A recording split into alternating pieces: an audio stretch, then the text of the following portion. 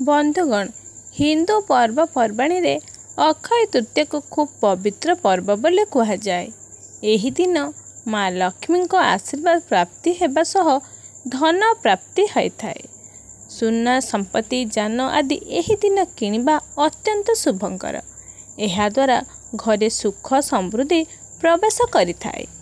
अक्षय तृतीया 10 मे 2024 रे पालन कराजिबो। एहा व्यतीत शास्त्र रे एभଳି किछि जिनिस विषय वर्णना कराइछि जाहाकू अक्षय तृतीया दिन आलमारी रे रखिले धन द्विगुणा हो जाए। वर्षा जाक टंकार अभाव होई न थाए। चांदीर टंका। अक्षय तृतीया रे चांदीर टंका किनिबा अत्यंत शुभंकर। एहाकू किणी घरे माँ लक्ष्मी को अर्पण करंतु। एहा परे चांदीर टंका को लाल कपड़ा रे बांधी आलमारी रे धन रखिथिबा स्थान रे रखंतु।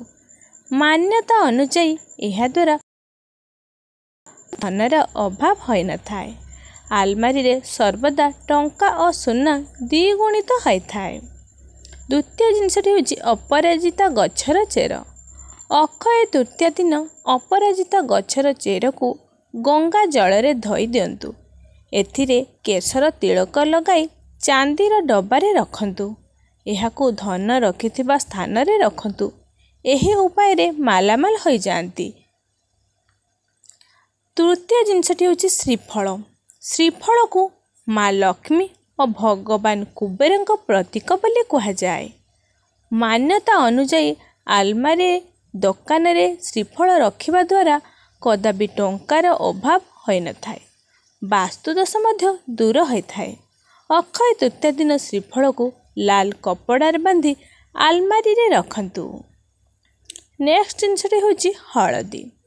हळदी को भगवान विष्णु और ग्रह बृहस्पति प्रतीक बोली कहा जाए। सेहीपरि कौड़ी माँ लक्ष्मी प्रतीक। तेणु धन प्राप्ति पाई अक्षय तृतीया दिन एक गोटा हळदिया कौड़ी सह हळदिया कपड़ा रे बांधी आलमारी रे रखंतु। धनर अभाव दूर हेबो। नेक्स्ट जिनस